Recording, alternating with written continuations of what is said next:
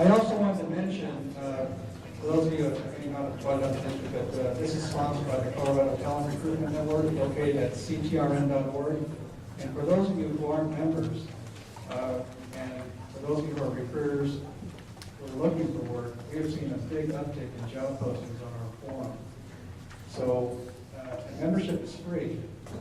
So if you want to join that forum, go to, you can find out more about our organization at CTRN.org. And our forum we use for communication on a daily basis for job postings, and this communication on a variety of things is through Yahoo groups.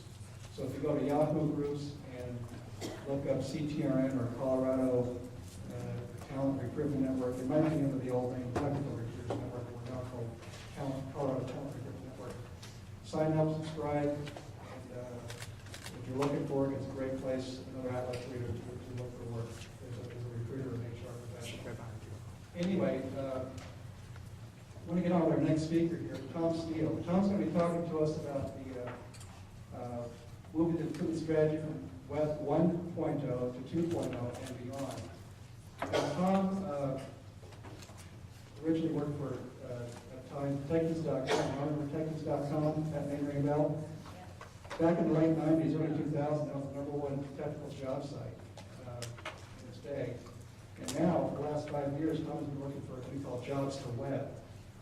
Jobs to Web speaks quite a bit on the national speaking circuit. In fact, Tom may have a little bit of a red eye here because he got in late last night. He was doing speaking engagement just yesterday with Wisconsin.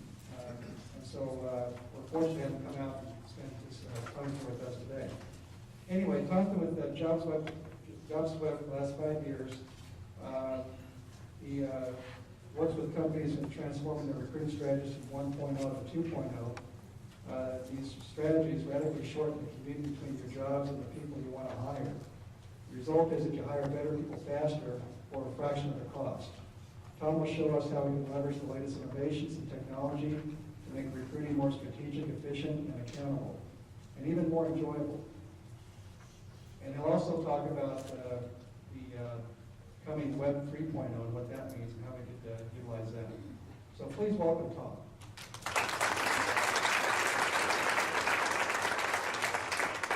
Can everybody hear me okay? Everybody sounds good? Okay. I've got a booming voice. I also speak very fast, and I believe in learning via fire hose, and that's what we're going to go through today. So you can see that I'm going to go through a lot of slides pretty fast. If you guys want me to slow down, let me know. If you guys have any questions, just raise your hand or speak up. I want to make this very interactive. This is a quick agenda what we're going to walk through. A little bit on Jobs to Web. Doug Berg is our founder. I work for Doug back at Techies.com. We've been doing Jobs to Web well since 06 is when we officially launched the box, so for about the last 5 years. And the reason why we developed the product is we knew there needed to be a better way to recruit, and we'll jump into that. Just a smattering of some of our clients. We work with clients in all industries, all over the U.S. I would say about 2/3 of our clients recruit globally, so not only just in the U.S., but all over the world. And so we'll talk a little bit about those clients and how they're utilizing technologies. And two of the big reasons why we started looking at why we need a solution like Jobs to Web is one is recruiting has become very complex, right? Twitter this, Facebook that, LinkedIn this, right? There's all sorts of new tools out there. And how do you incorporate it into your strategy so that you're not burning cycles or resources to really develop and launch these products? And then how do you gauge the ROI? And the other aspect, which all your candidates will tell you, looking for a job, frankly, stinks. Right? Looking for a job is a full-time job. And you go to 5 different employers' websites, you get 5 different total weekly experiences. And so that's no fun. I'm not going to go through all these stats. I'm just going to highlight a couple of them. I just wanted to pop them up there. The first one blew me away. And Beth talked a little bit about this, but can you believe this? 1 out of every 8 minutes spent online is on Facebook. Right? How many people in here block Facebook at their corporation, at their company?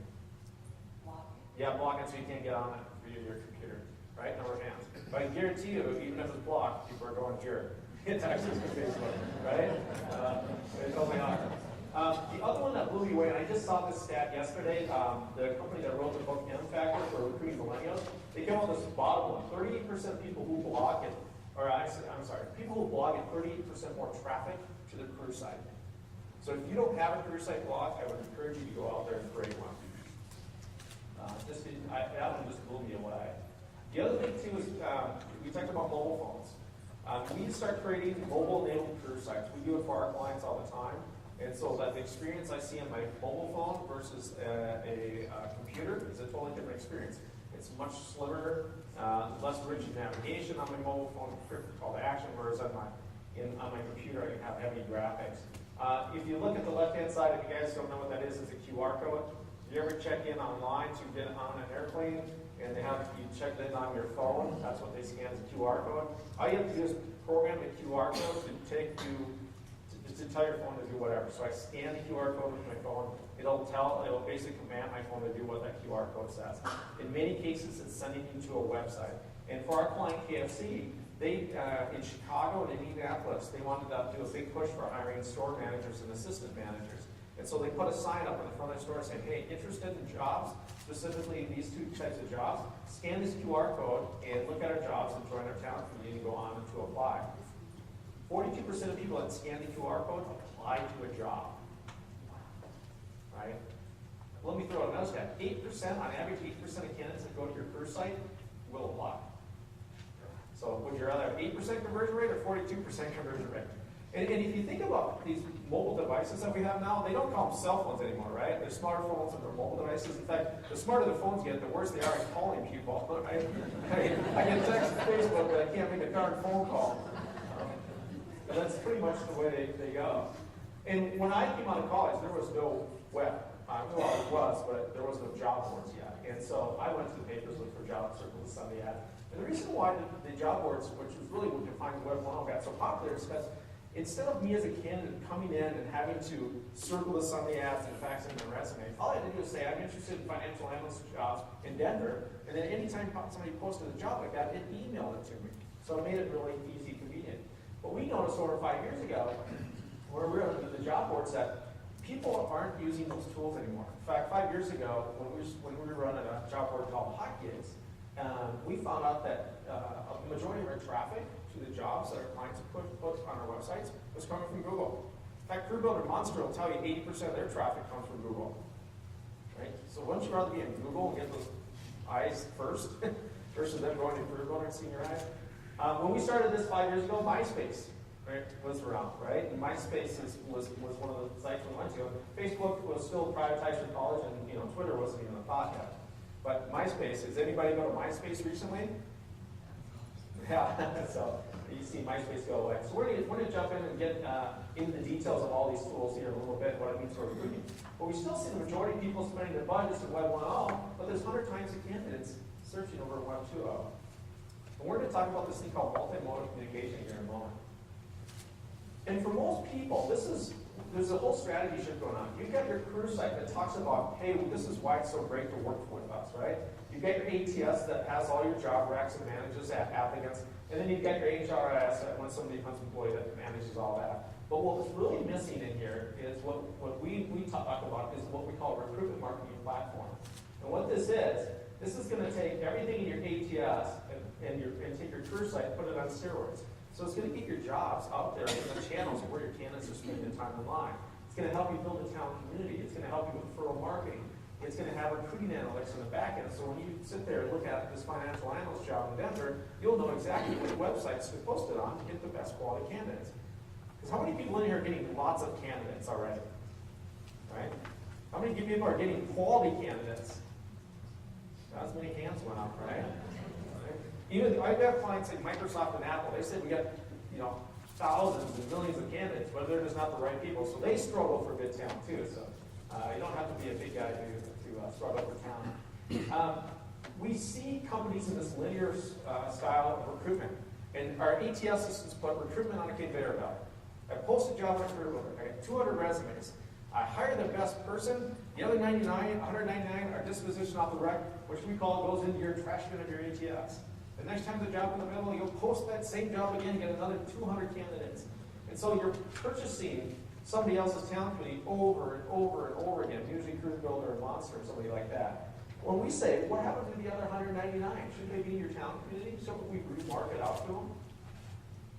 This is happening on the sales, on your marketing side of your business with your products and services. If somebody did buy this time around, why wouldn't we remarket to them, right? because maybe when they might buy 6 months down the road. Well, in recruitment, we should do the same thing. Just because somebody didn't get hired today, maybe they're the runner-up candidate. Maybe they're somebody that in 6 months or 12 months from now will have the education or experience required to take the job. The other thing too is our applicant tracking systems have this standard message that says, hey, thanks for applying at ABC company. If you're a fit for this or another job, we'll contact you.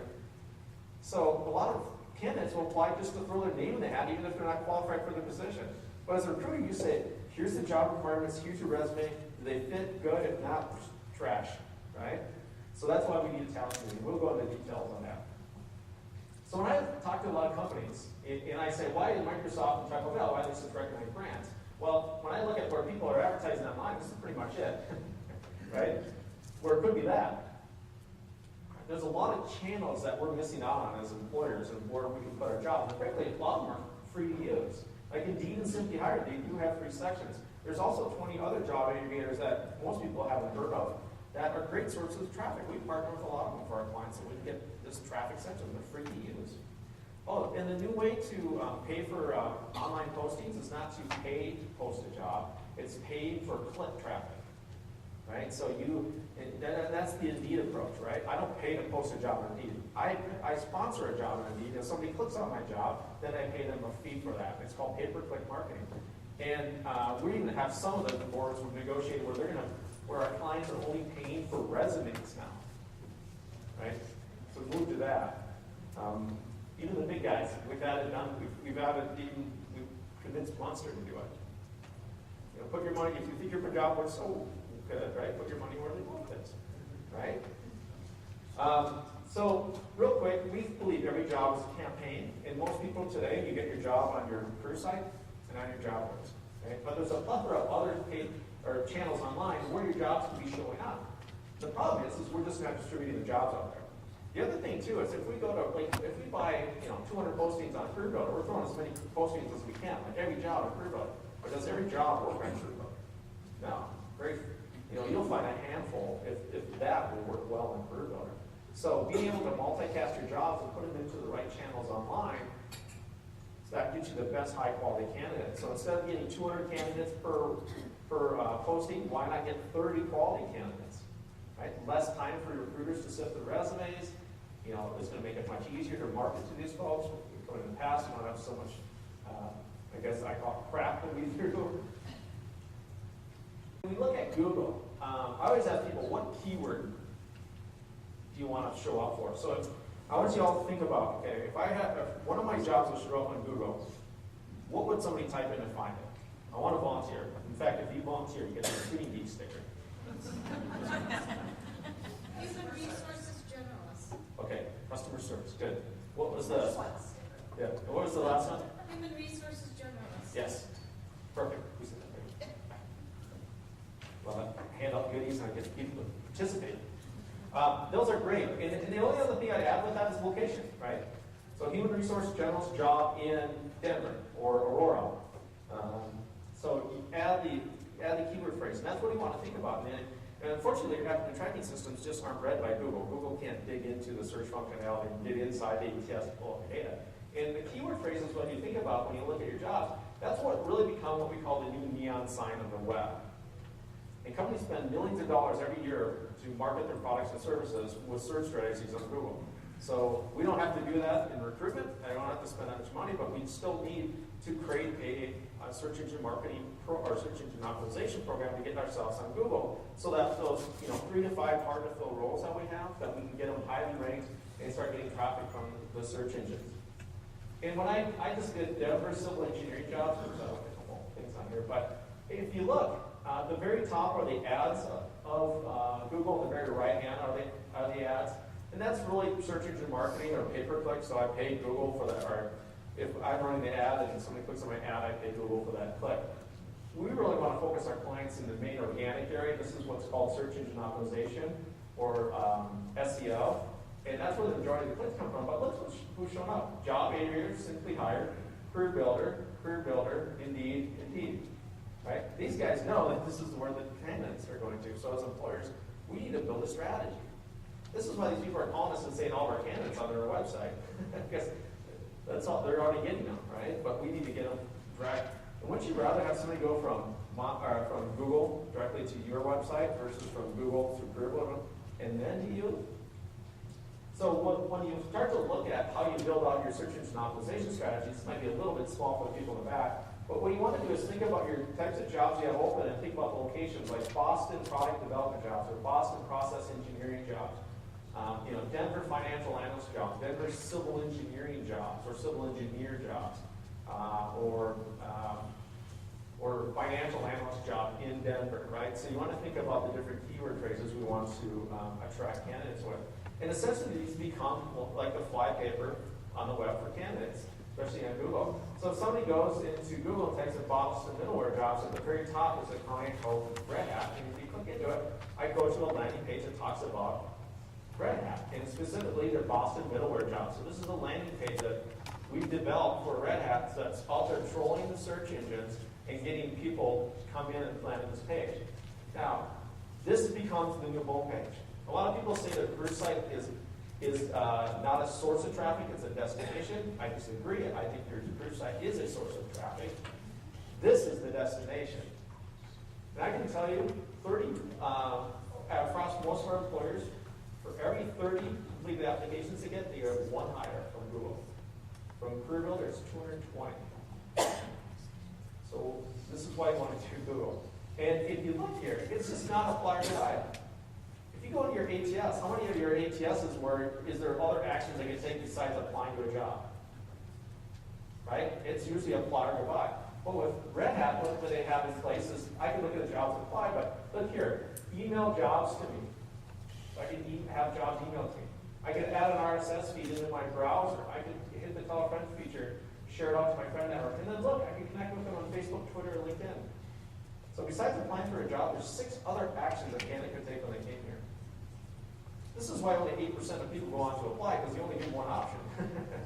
It's like walking into a bar and asking everybody in there to marry you, right? You want to ask them on a date first? But some people are bold. So this is one of our clients, and so they're a larger client. They get about 100 to 120,000 candidates coming through every month, clicking through from Google. Look at their cost per visitor and cost per applicant. 7 cents cost per applicant. So very low. It's extremely inexpensive when you get optimized on Google and your organic search results. It's extremely inexpensive to gather traffic. Social networks. So Best Buy talked with us about 3 or 4 years ago, and they said, you know what, we're tired of build it, they'll come. Our candidates are out there online, and we're not out there participating in it. And frankly, some candidates are either like, communicate with me on Facebook. I just want to learn about you on Facebook. Others are, I'll learn about you through your blog. And others are, I'll learn from you and about your organization via email, right? So that's multimodal communication. So everybody's kind of choosing how they want to communicate with your organization. And so that's why you need to start developing all these strategies. So when somebody comes to your website, it's just not apply or goodbye. It's like, hey, I want to follow you on Twitter, or I want to connect with you through LinkedIn. There's got to be those multiple options that goes on. The other thing you want to get away from is the recruiters building their own networks. We had a client that had a contract recruiter on staff for 3 years, built up like a 15,000, as in a pharmaceutical company, built up a 15,000 person follower list on LinkedIn, like first connections. They ended the contract and they said, well, goodbye. And the person just called up the pharmaceutical company across the street and said, hey, I have 15,000 pharmaceutical connections. You want me to work for you? Right? What happened? Went straight across, went to work for the new employer. What happened to our client? They lost 15,000 connections. Right? If they would have been smart, they would have had the recruiter networks go into their company-owned social networks, which then automates the tweeting or the posting or pushing of the jobs up to the Facebooks, the LinkedIn's, and the Twitters for them. It becomes a more consistent brand experience. And it doesn't require the recruiter to do any work at this point in time. They can just work with those good quality candidates. And then beyond that, if they leave, the recruiter leaves, your intellectual property doesn't walk out the door with them. And you want to make sure that you go out there and you promote your social channels on your website or on your blog or wherever on your landing pages. So people can easily see that, hey, you know what, I can connect with these guys through other methods and manners. And this is Bonds & is a client of ours. They're a healthcare client out in the East Coast. And you can see they have different Facebook and Twitter pages, different blogs, different YouTube accounts for their different locations. So they actually created for each one of their different locations in their own Facebook and basically social networks. You don't have to do that. We call it microsegmenting your traffic, but it's definitely available if you want to. And the idea with having your jobs out there is you can create a jobs tab, and I'll show you this in a moment, on Facebook where you can automatically push your jobs out to Facebook. So that way on your wall, you're not filling your wall full of jobs, you're actually having conversations on your wall. And you want to make it an automated process so that you guys aren't manually posting jobs. So, and Beth talked about earlier how recruiters are spending half their day like posting jobs, right? We want to get out of that. Let's automate the posting of those jobs and the pushing of those jobs. And so, for example, with Mayo Clinic, you can see on the left-hand side, there's the wall info jobs for those notes. I click on the job tab, and there pops up their jobs. And then along with that, I can search jobs, I can click on the links, I could plug in my email address down below here and subscribe right into the town community. And don't worry about where the town community is now, we're going into detail here a little bit. And then from here, I can apply to the job. If I don't, I can share it to my Facebook page, and then I'll send my friends, and we'll see it because it'll pop up in news feeds. But if I do apply for the job, the first thing we have to do is we route them in your town community before they go on to apply into your ATS. And now what we're going to tell you is that they applied from Facebook, but specifically from your jobs tab, right? If somebody clicks on a job on the wall, we'll tell them they came from Facebook via the wall. If you're running advertising on Facebook, they're going to tell you that they came from the ad via Facebook, right? 3 different ways that somebody can find us on Facebook and interact with our jobs. You need to report which of the 3 ways works. If you have an ATS like Toledo or Connexa, it'll tell you if somebody came from Facebook, but that's it.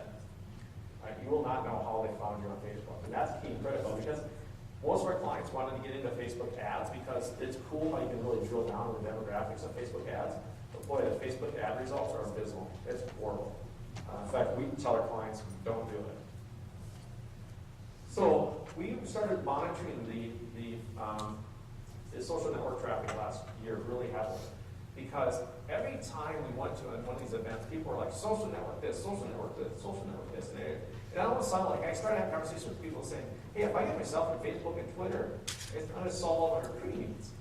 And we started looking behind data going, that's not the case at all. In fact, we think social media is very overhyped in the short term, but underhyped in the long term. And when we started looking at, like, for example, Twitter, let's say you got 100 Twitter people, or 100 people on Twitter to click on your job posting, about one of those folks would go on to apply. So 1% conversion rate. Like, what's direct mail's conversion rate? 2%? Direct mail's beating Twitter. So not good, right? Look at Facebook. Not very much higher. About 2 to 3% candidates will go on to apply. And then look at LinkedIn. And this one's more, more active. I think LinkedIn is much more active when it comes to jobs and people networking, so it's much higher.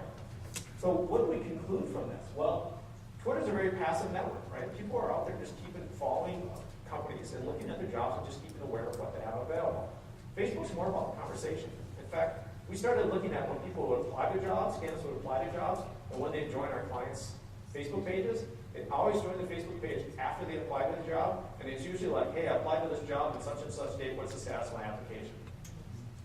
Right? Why did they do it on Facebook? Because they couldn't find your darn contact information on the website. Right? They didn't know to call. But if you go to Facebook, you ask a question, most clients have about a 24-hour timer on when they'll get the answer back to you. And then LinkedIn's all about connections. Big time connections. All right. How many people in here are spending money to advertise their jobs on Indeed or Simply Hired? Okay, a couple of them. Okay, good. Good. So we're going to talk a little bit about the job aggregators. There's a ton of them out there. I think there's about 20 or 25 that we partner with. But what's interesting is there's different ways that job aggregators work, and there's different ways other people are working with the job aggregators. And one of the ways we call it job jacking. And so I did a search for Panera Bread, and you can see there's 2 people are sponsoring jobs, the Financial Job Bank and Manhattan Jobs. So Panera's not spending money to show off on Indeed. They started the free listings. So when I looked at this, I said, okay, let's click on one of these. I clicked on the Financial Job Bank, and it says, hey, here's a great job at Panera, Des Plaines, Illinois. Here's what you can earn. Pull out of the job, and what do I apply? I apply directly into the Financial Job Bank's database. So they're using basically Panera's branding to drive them traffic and build up their database. And we see this all the time where they'll then call our clients and say, hey, I got 500 people are interested in your jobs. Why don't you post a job on my website, right? We call it job jacking. The other experience is I did click down the free area where Panera was showing up, and it took me out to their career site and directly into the ATS of the job. And what's the call to action? Apply or goodbye. Right? So if I'm a tire kicker, not ready to apply, but just checking out more information, I'm going to X out and be gone, right? And am I going to come back? Probably not, right? Most people get busy and forget that they're even out there. And so with our clients, when we're working with our clients, we want to make sure that we route them to the job posting. And then from there, you can see that there's right above the job title in blue, there's email similar jobs. I can share this with a friend, upper right-hand corner. I can follow them on Facebook, LinkedIn, and Twitter. Oh, by the way, since I was logged into my LinkedIn account, here are my buddies that are connected to me on LinkedIn that happen to work at Lifetime Fitness. This is some of the stuff, Web 3.0 stuff we're starting to create.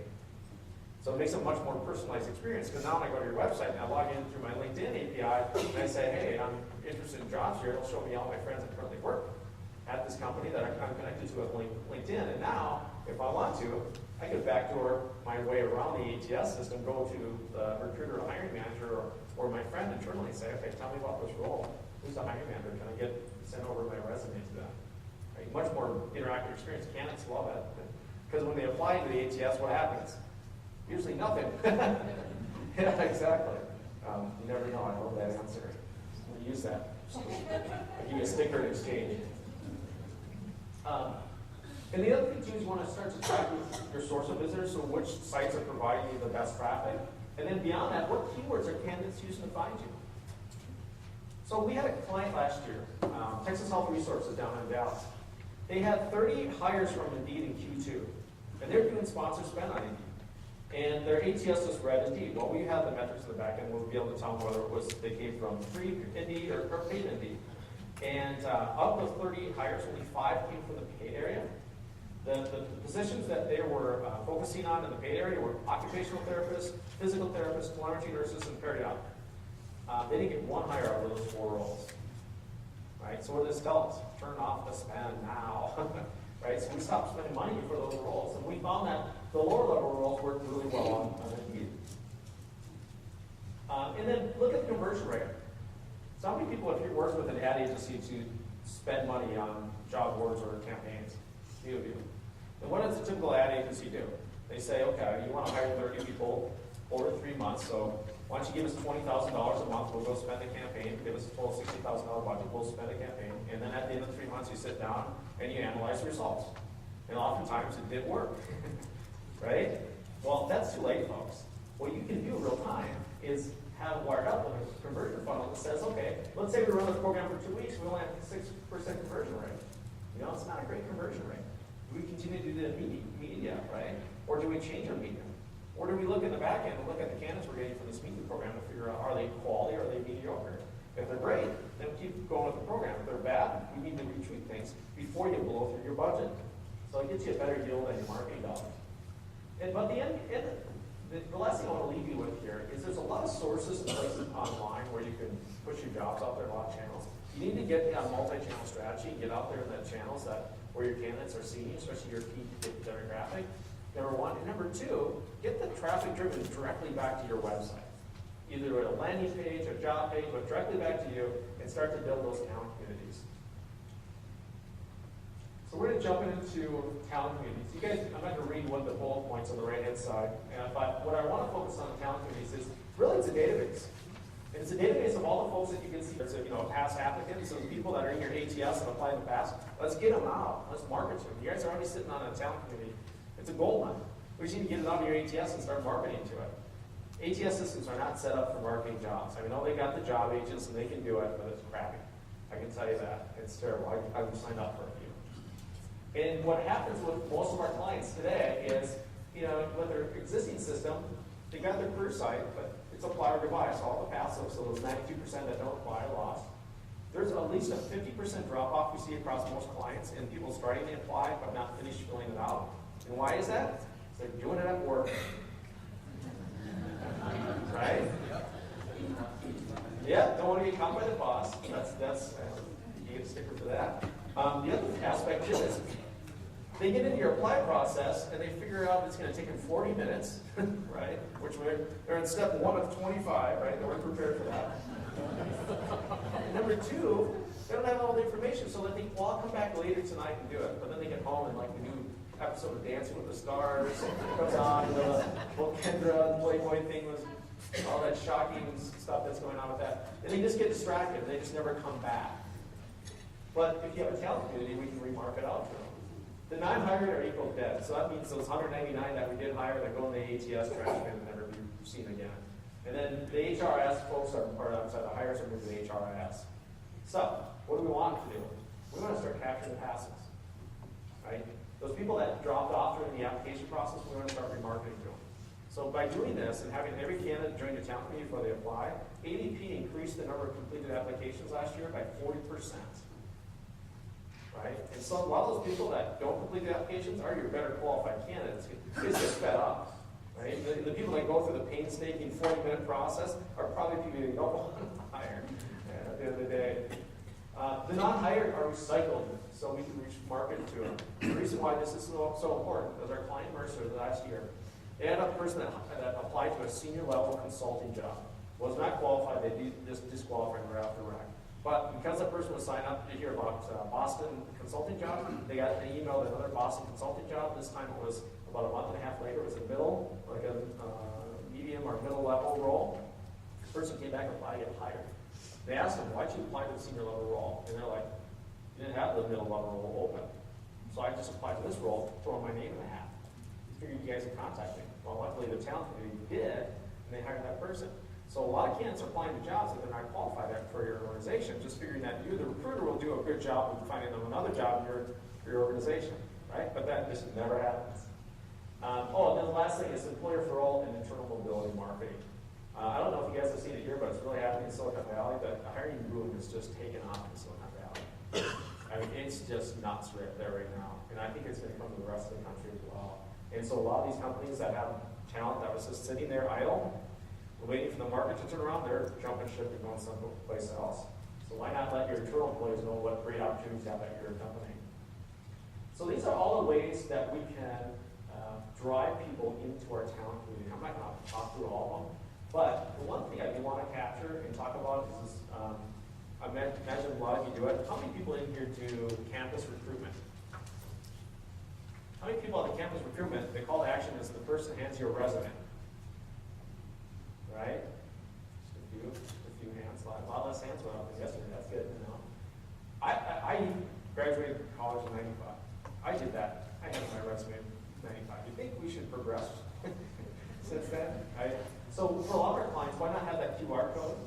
Have your mobile-enabled site, and so the candidate comes up, scans the QR code, sees the jobs available at the event, can register their name, first name, last name, and email address. It'll email them the link to the jobs that they can apply to from that event. So then they can go back home and apply online. That way you don't have to receive a resume scanned into your system or file it in a folder that never gets heard from again.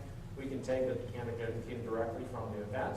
And so the next recruitment event you have, if the candidate hasn't graduated yet, we can remarket the job out to them. Our clients are starting to do this, and the candidates love it. They get more candidates at their booths than anybody else.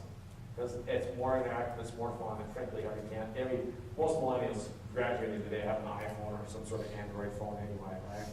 Not too many have a featured phone, they're all have the smartphones.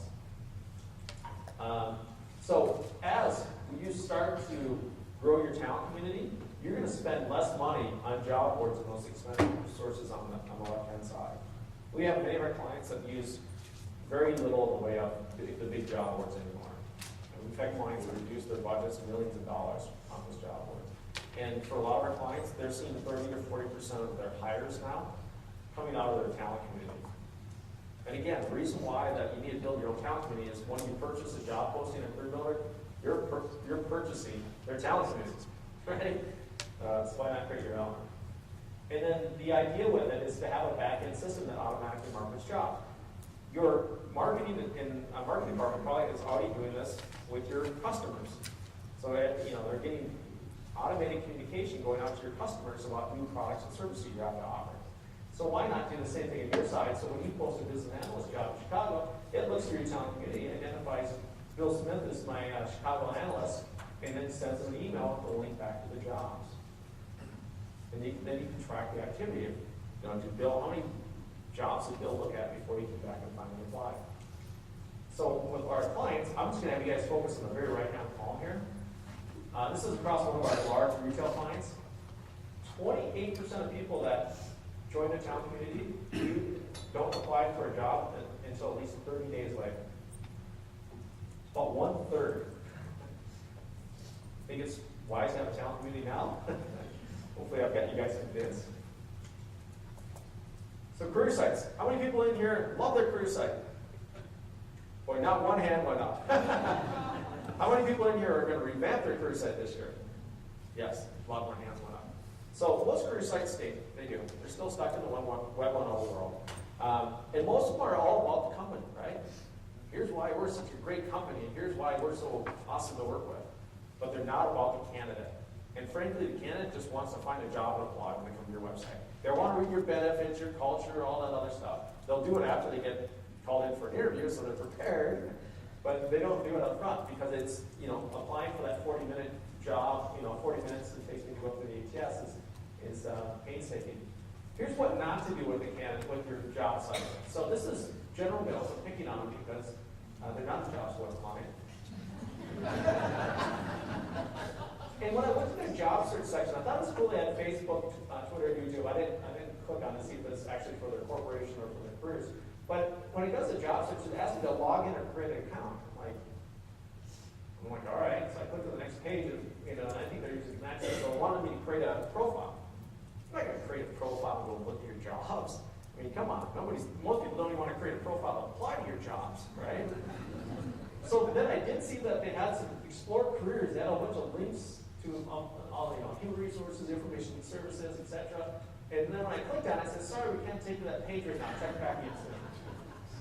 Right? As a candidate, wouldn't you have been X'd out like 2 screens ago? Right? But I'm tenacious.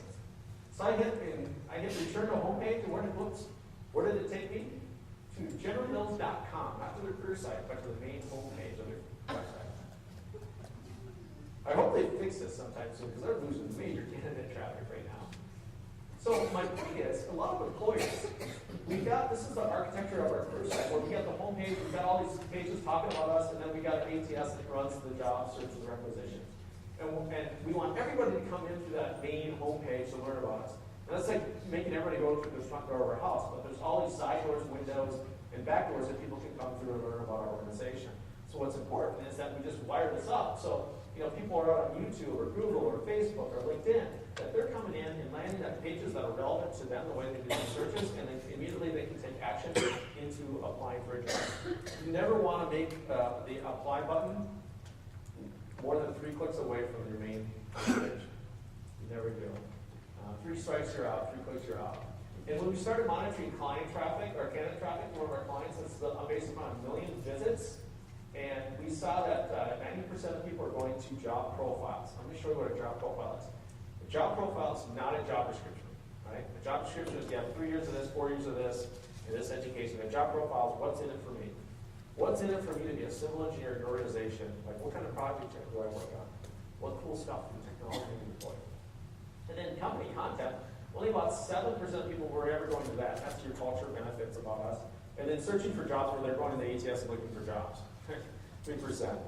And the reason why people are going straight to job profiles is because if you drew the job profile pages right, they'll have the jobs right on them.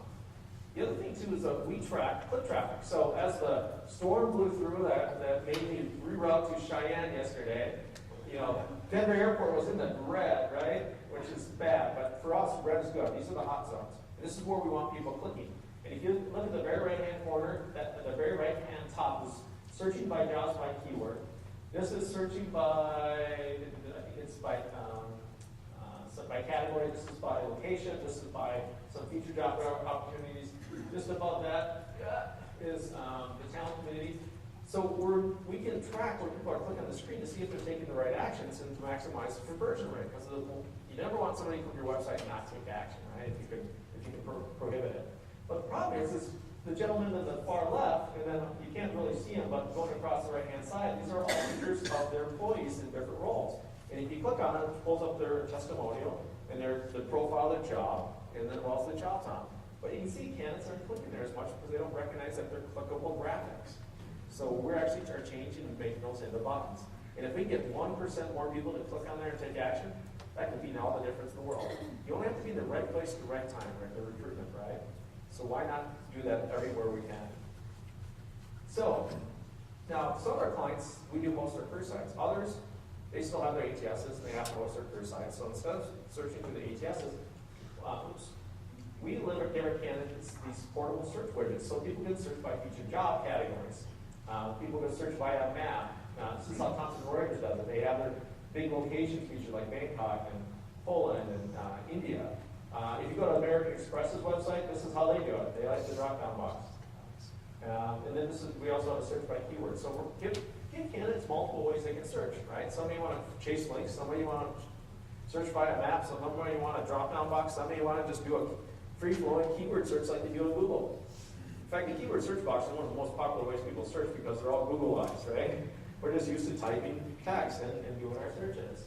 And when you deploy these out on the website, look what happens when you start launching all your career site traffic through your platform. Look how much of an increase their talent community started building across these clients. And the top one was Cleveland Clinic, HCR Manicure, and then Lifetime Fitness. I mean, they quadrupled it, and sometimes even higher than that, the amount of traffic that went into their talent communities. For these companies, a lot of these companies, they don't have to worry about spending a lot of money online because they got such large talent communities coming through. The other thing too, along with this, Cleveland Clinic, they one day we logged in their system. They had 250 or 300 recs that were completely taken out of the system. We're like, oh my God, what's happening? Is your business going down? They're like, no, we had a high meeting with our hiring managers, and they used to give us 3-month lead times before they. So because it took us so long to fill a job, so they figured it'd take us 3 months to fill a job. So they give us 3 months. So there was really a 6-month lead time to fill a job. They said we've been filling a job so quickly now that they took away the 3-month lead time. So now we're just doing just-in-time recruitment for them. So it's pretty interesting. So targeted landing pages and clear calls to action are the new visit my career site. Right? So we don't want to send somebody to a main homepage and they can search and go find the information. Let's drive them to those relevant landing pages. So this is an example of Microsoft. And all we did was we took Microsoft's Halo. Anybody here play Halo? Oh, yeah. Okay, good. This is their corporate, their consumer brand.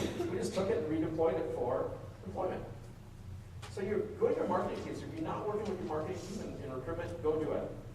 Find out what cool things they're doing in marketing. Let's start pulling them over in recruitment because there's 2 things that you're going to market for your company: your products and services and your employment. Right? And sometimes your product and services doesn't get it on unless you get the employment for them first.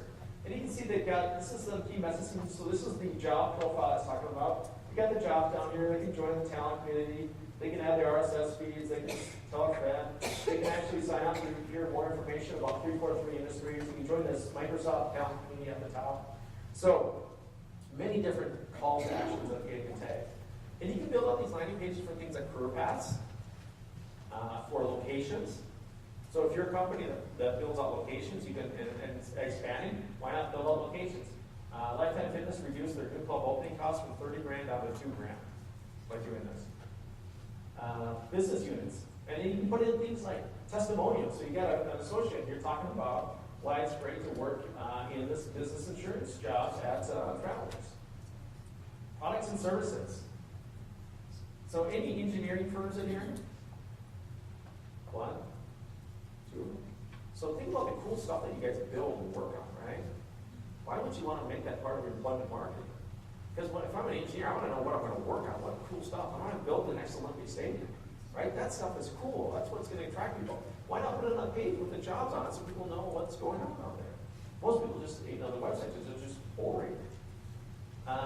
What about events, right? Having the recruitment events and driving people to the recruitment events. Recruiter landing pages. Who wants to put the recruitment, their personal or contact information of their work out there so that the person can contact you? So if a candidate has a question, they can call you. No, we don't want to do that. Microsoft actually pioneered this with us because they're like, we get too many unqualified candidates. We got to get those high quality people that aren't applying to jobs to be able to interact with us fast. So we want to create recruiter landing pages. So they've done it. Manpower has done it. And you can see that I can connect to LinkedIn, Facebook, Twitter. That's not her personal, that's the company-owned social networks. She doesn't have her phone number on there, but I'll show you an example of what somebody else does. But why not put your phone number or your email address and copy that information out there? Microsoft recruiters do not get spam. Question? That's a good point. I think it's a great idea, but I think most recruiters are afraid to get 300 calls from people who don't qualify versus the one guy who's not looking for one. Well, the good part is, try it. If that happens, turn it on. Right? When Microsoft tried it, they thought they were going to get spam. They didn't. There's always those bozo candidates that they're just going to call you, right?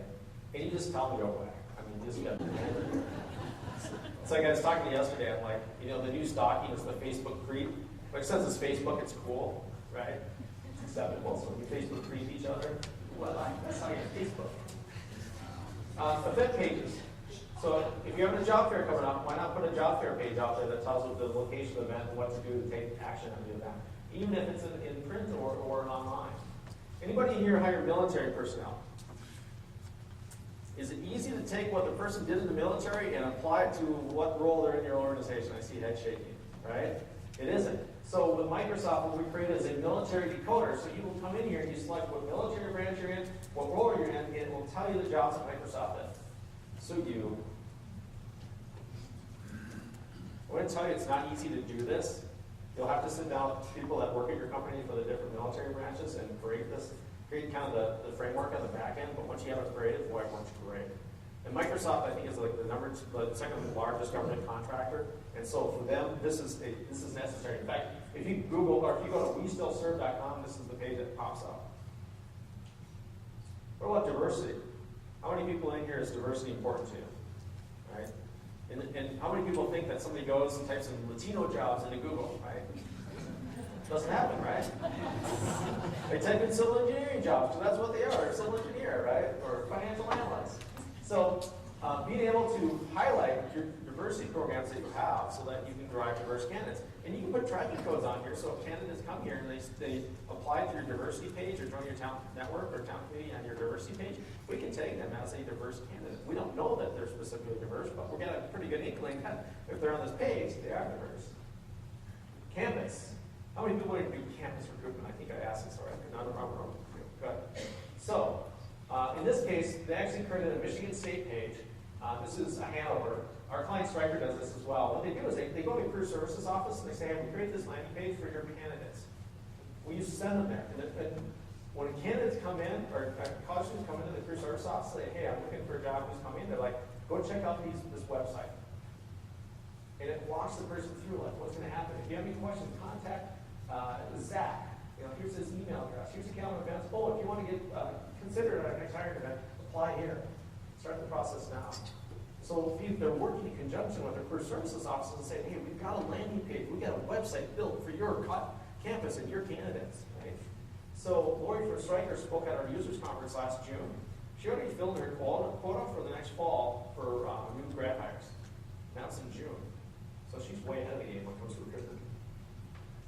So getting social landing pages, like I talked about a little bit earlier, you can, if you guys can do this on your own career site, just go to your IT team and say, look, grab the LinkedIn API so when people log into my website, it shows me that it'll show the person that's on my website, the people that I'm connected to on LinkedIn that work at this company. You guys can do this today. You just have to go grab the LinkedIn API out there. Just have your IT team go do it. They'll figure out how to do it. Mobile-enabled websites. I know we talked all about mobile-enabled websites, and the only thing I want to say, make it mobile-enabled. We see about 4% of our client traffic coming through mobile phones right now. The other thing, too, is think about what's the first place that people read email? Right? I think 82% of business people read their email first on their cell phone. Right? So why not make your site mobile-enabled? Oh. So last fall, I was giving a speech in Cleveland, and I was killing some time the night before because my flight didn't get in late. And so I went to Macy's to kill some time. And I was at Macy's, and so you could be using the restroom. There's a big, giant billboard by the restroom. It said, hey, you're interested? We're having a job fair. Go to macy'sjobs.com. This one's in Cleveland, Ohio, by the way. So I clicked on the link, or I actually went back to my hotel, pulled up the link, and what did I see? Las Vegas, Palm Beach, Virginia, Texas, Pennsylvania, Massachusetts. I'm like, where's Cleveland, Ohio? right? They just gave me a website address, they gave me, the dates, but they gave me the details. Would have been better if they put a QR code and you program that QR code to go to a landing page like this. Says, here's our career event. It's on September 20th from 3 to 7. Here's the address. To get considered, apply now. Much more interactive. And then we can track how many people clicked on or scanned our QR code, right? I can tell you that Macy's is probably isn't going in there and just figuring out how many people were at the Cleveland store and actually went to Macy'sJobs.com. They're probably not even tracking that. So, metrics. So what's your guys' metric strategy?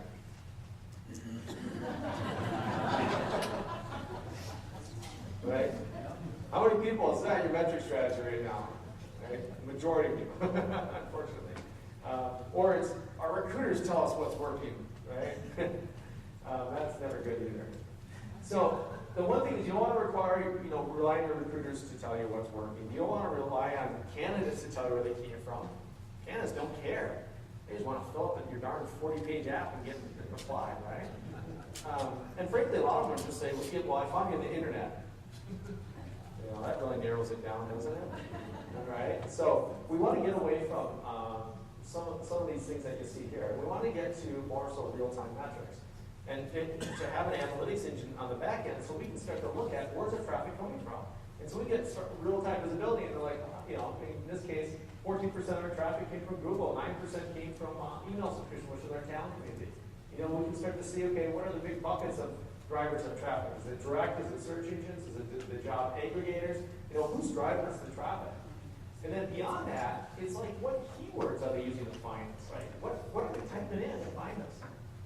We wrote an article for ERE a few years ago that said, I want to be a FP to PLD FComp 3 or something like that.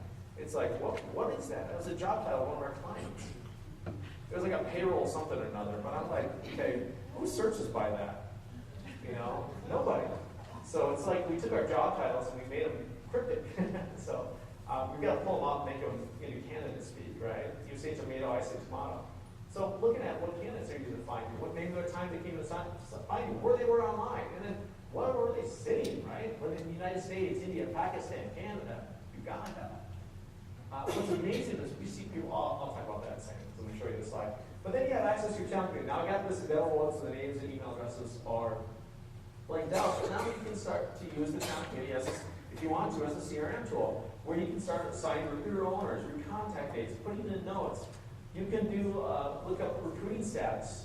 You can look up and do the social lookup. So if they didn't log when they joined the talent community, if they didn't do the login through LinkedIn and provide you their LinkedIn contact information, you can go in there and just hit a button, it'll pull up their LinkedIn profile, then you can make the connection.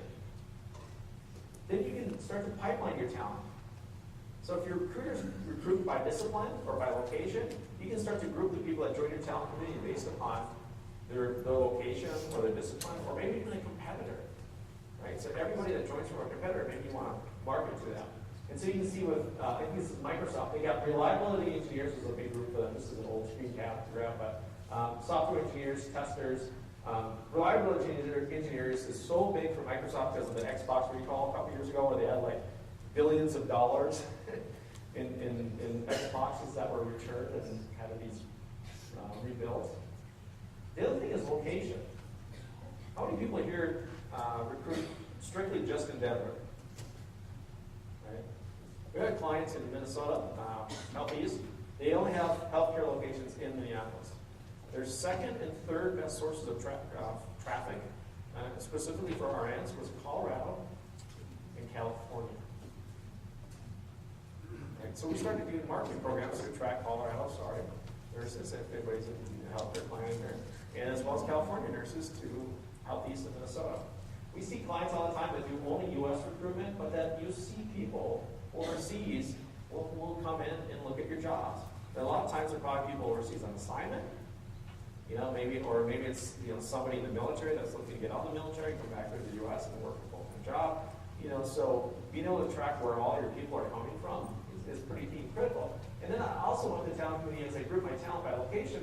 Let's say, for instance, I have a new project coming up, and I need a .NET developer, but I don't care where it's located, and I've got offices all around the U.S., right?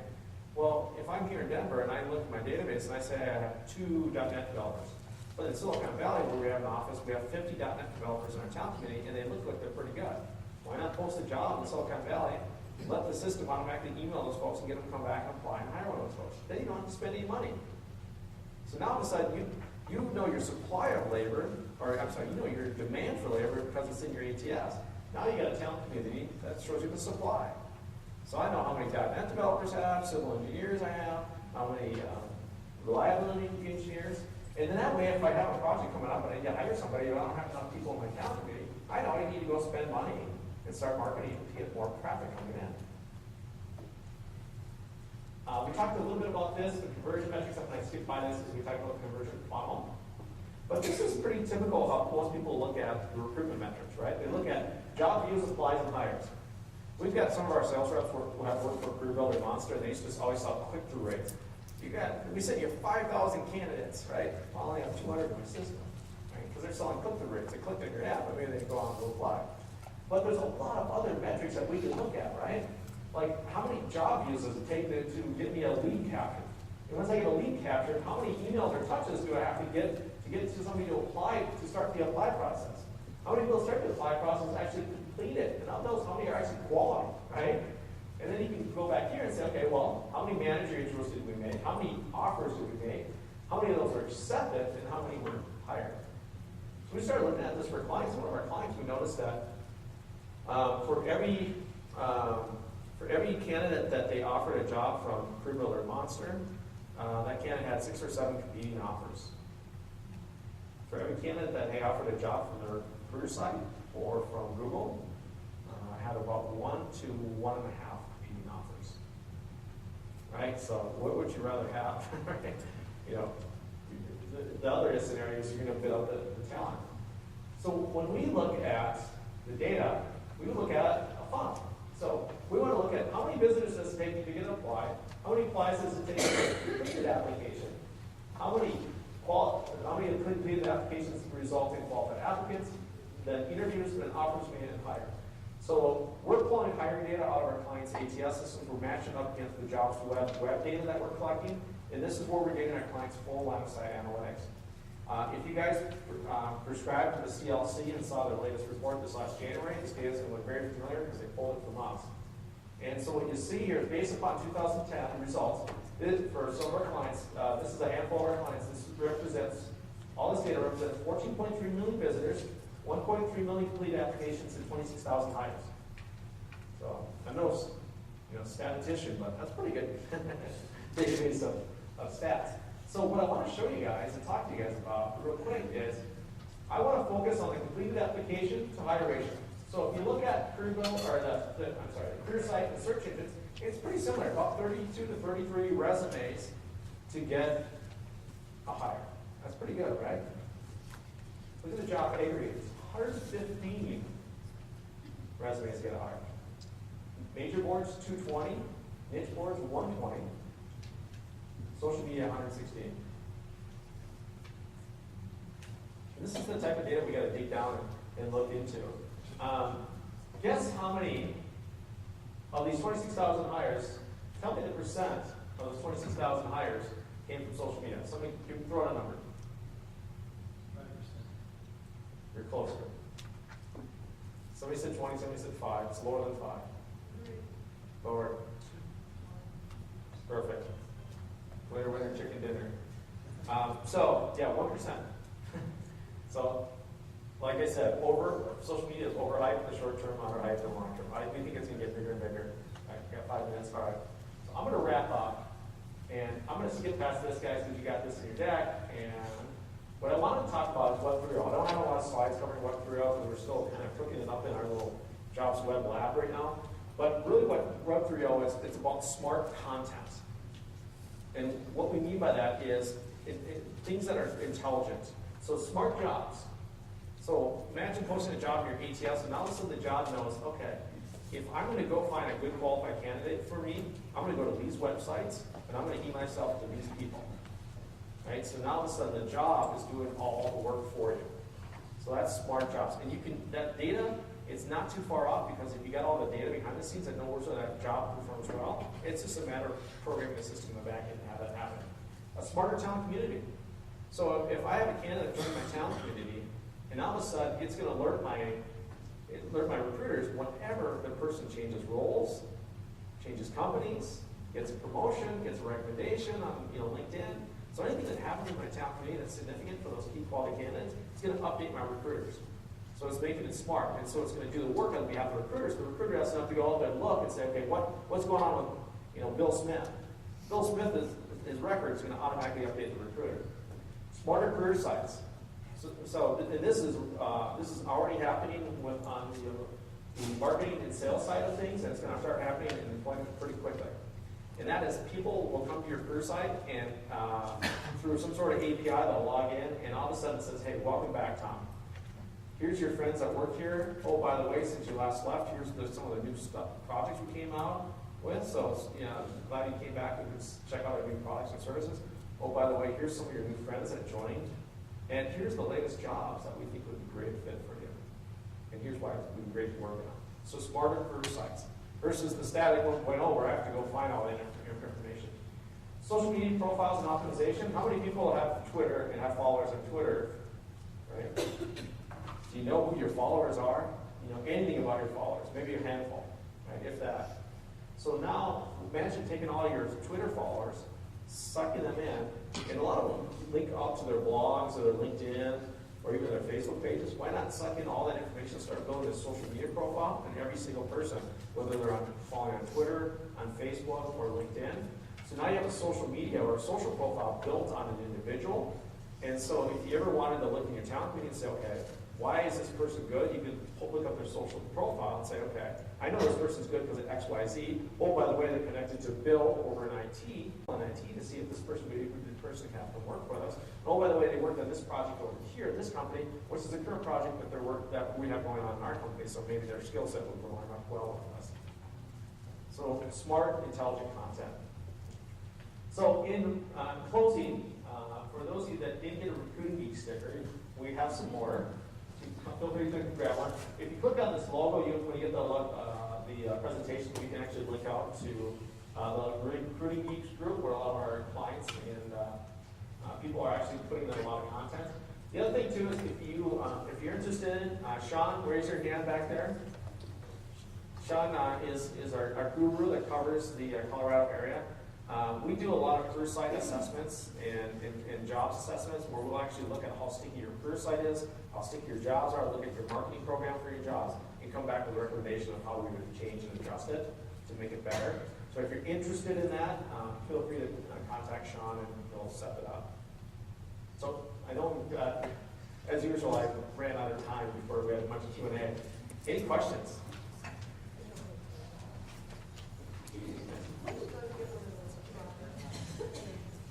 Okay, so QR codes, you can use a barcode scanner or a QR code reader on your smartphone, and then to actually create it, just Google QR code.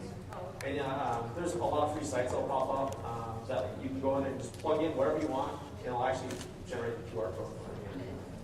Yeah, and it's free. The only thing it's going to cost you is the print. Yeah. Well, thank you, everyone. Appreciate it.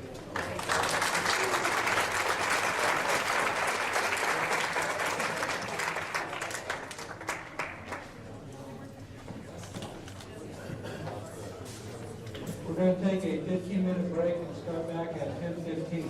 Thank you.